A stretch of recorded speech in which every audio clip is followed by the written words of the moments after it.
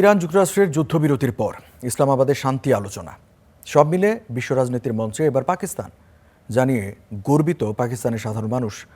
মধ্যপ্রাচ্যে শান্তি স্থাপনের উদ্যোগ নিয়ে পাকিস্তানের ভূমিকা যখন বিশ্বমঞ্চে প্রশংসা কুড়াচ্ছে, তখন বিতর্কের মুখে পড়েছে ভারতের প্রধানমন্ত্রী নরেন্দ্র মোদীর কূটনীতি। বিরোধীরা বলছেন আঞ্চলিক কূটনীতিতে খর্ব হতে চলেছে দিল্লির প্রভাব। पाकिस्तान को आतंक की बीमारी से मुक्त करने के लिए पाकिस्तान के अवाम को आगे आना होगा। সন্ত্রাসবাদী রাষ্ট্রের তকমা দিয়ে এইভাবেই পাকিস্তানকে হুঁশিয়ারি দিয়েছিলেন ভারতের প্রধানমন্ত্রী নরেন্দ্র মোদী। গত বছরের মে মাসে গুজরাটে এক সমাবেশে পাকিস্তানি তরুণদের এমন করা বার্তা দেন তিনি। पाकिस्तान के नौजवानों को आगे आना होगा। सुख चैन की जिंदगी जियो, रोटी खाओ, वरना मेरी गोली तो है ही।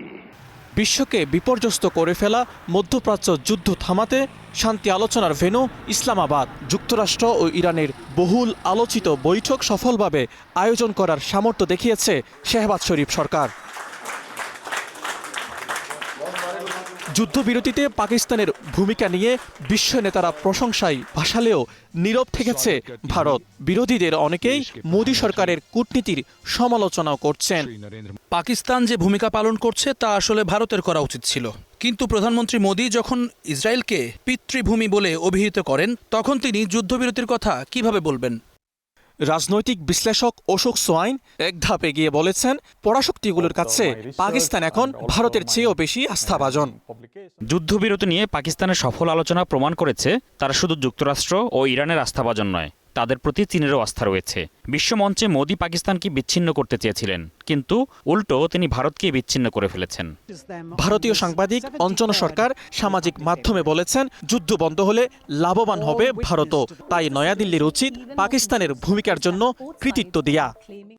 ইসলামাবাদের এই আলোচনা মধ্যপ্রাচ্যের স্থিতিশীলতা সহ লাখো মানুষের জীবনের ওপর গুরুত্বপূর্ণ প্রভাব ফেলতে পারে। তবে দুঃখজনকভাবে কিছু ভারতীয় গণমাধ্যম এটিকে এখনও ক্রিকেট ম্যাচের মতো ভারত পাকিস্তান প্রতিদ্বন্দ্বিতার দৃষ্টিতে দেখছে। আসলে পররাষ্ট্রনীতির সাফল্য আসা উচিত নিজের কূটনৈতিক সক্ষমতা থেকে, অন্যের ব্যর্থতা উদযাপন থেকে নয়। আরেক ভারতীয় সাংবাদিক অঙ্কুর ভারদ্বাজও নয়াদিল্লির পররাষ্ট্রনীতির তীব্র সমালোচনা করেছেন। তুচ্ছ চিন্তা ভাবনা ও তিক্ততা দেখানোর বদলে আমাদের স্বীকার করা উচিত যে এই যুদ্ধবিরতিতে পাকিস্তান যে ভূমিকা পালন করেছে এবং কূটনীতিতে আমরা কোথায় ভুল করেছি আর কেন ভুল করেছি তা নিয়ে গভীরভাবে আত্মসমীক্ষা করা এবং ভাবা উচিত। যুদ্ধবন্ধে গুরুত্বপূর্ণ ভূমিকা রাখতে পেরে আন্তর্জাতিক মহলে শক্তিশালী অবস্থানের জানান দিতে পেরেছে পাকিস্তান। আর যুক্তরাষ্ট্র ইরান শান্তি আলোচনা সফল হলে আরও চাপের মুখে পড়বে মোদী সরকার। মাজিদ শাহরিয়ার, স্টার নিউজ।